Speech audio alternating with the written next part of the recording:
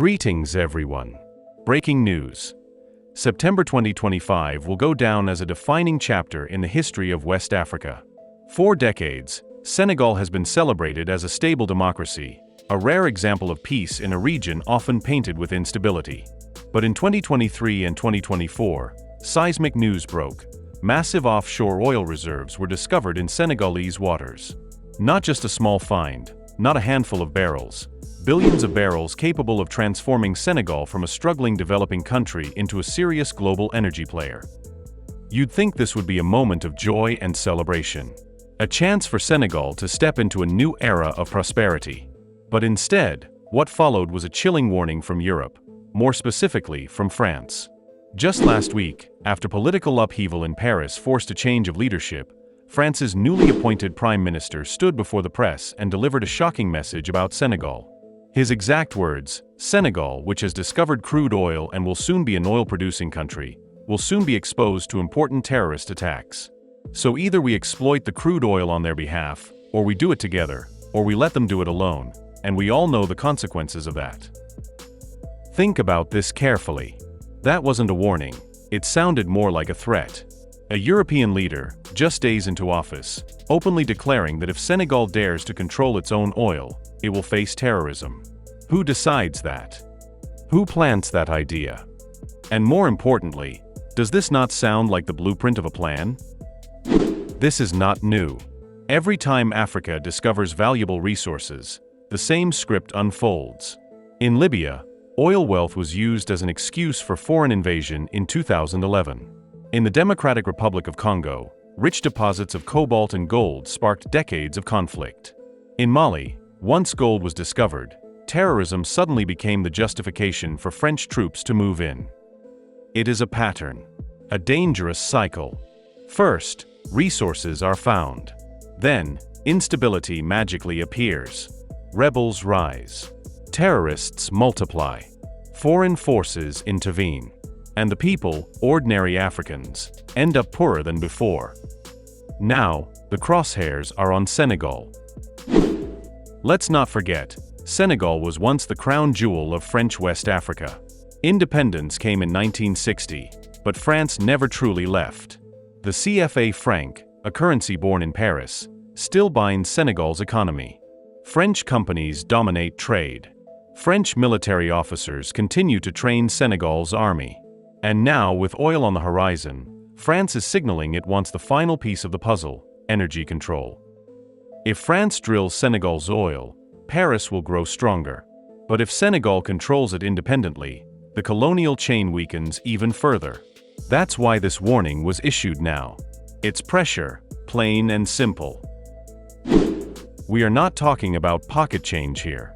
Billions of barrels of oil sit beneath Senegal's waters. Enough to build highways, hospitals, and schools. Enough to industrialize the nation. Enough to uplift millions of citizens. This is the type of discovery that changes history. But with such wealth comes danger. Oil can be a blessing, or a curse. If controlled by foreign hands, it becomes a curse of dependency, corruption, and instability. If managed by Senegal and its people, it can fuel sovereignty, development, and dignity. And here's where it gets darker. In August 2025, Senegal's new president, Bassirou Diomaye Faye, visited France. On the surface, it was a routine state visit. But now, after France's chilling remarks, people are asking, was that visit about oil? Was Dakar pressured behind closed doors? Was this the moment France made its demands? Still here? You must be loving this. Smash that like, hit subscribe, done? Good, let's roll. Let's strip this down. The imperialist playbook has 4 steps. 1. Identify valuable resources in Africa. 2. Offer partnership and security assistance. 3. If resistance appears, manufacture instability through political pressure, economic sabotage, or terrorism. 4. Step in as the rescuer and walk away with the resources. Senegal is now trapped between Step 2 and Step 3. The French Prime Minister practically said it aloud: either let us exploit your oil, or chaos will follow. That's not partnership, that's blackmail. That's modern colonialism. This fight is bigger than Senegal. The entire African continent is watching. From Niger, which reclaimed control of its uranium in 2023, to Mali and Burkina Faso, which expelled French troops in 2022 and 2023, the Sahel is rising. A wave of Pan-African sovereignty is sweeping across the region. Senegal now has a choice. Will it join this wave of resistance and stand firm, or will it bow and remain a puppet state? Since your election, you have made repeated trips to France. That looks suspicious, and now learning what France is planning feels deeply disturbing. The world is watching. You cannot stay silent. You cannot allow threats to dictate Senegal's future. Respond. Stand firm. Protect your oil. Because the minute you hand it over, not only will Senegal lose its sovereignty, you will also lose the trust of the people who elected you. And to Senegal's military, take note. The so-called terrorist attacks that were mentioned may not be predictions at all. They may be orchestrated events designed to destabilize your nation. Stay vigilant. Protect your land. Protect your people. Protect your resources. The West will not stop until the good Lord intervenes. This is your oil. Your future. Do not allow backroom deals to sell it off. Demand transparency. Demand accountability. Stand up now, because if you don't, the curse of oil will consume you. But if you rise, if you claim it, this oil can transform Senegal into a beacon of African sovereignty and prosperity. And to France, the days of open colonial arrogance are over.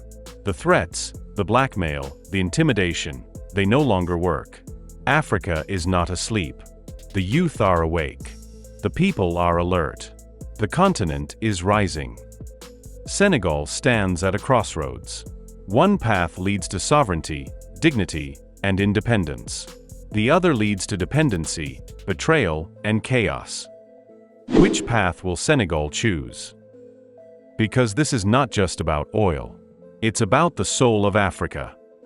So to the people of Senegal, rise. To the leaders of Senegal, act.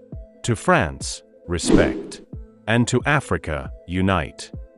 Because the battle for Senegal's oil is not just Senegal's fight.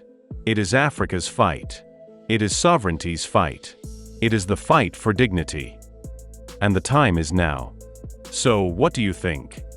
Will Senegal win this one, or will the colonizers have their way yet again? Let me know in the comments. And of course, hit that like and subscribe.